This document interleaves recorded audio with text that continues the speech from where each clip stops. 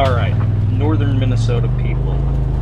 What is this in the tree at the end of the video? Is it a place to hang your deer to skin it? Or is it a bear baiting station? Let me know what you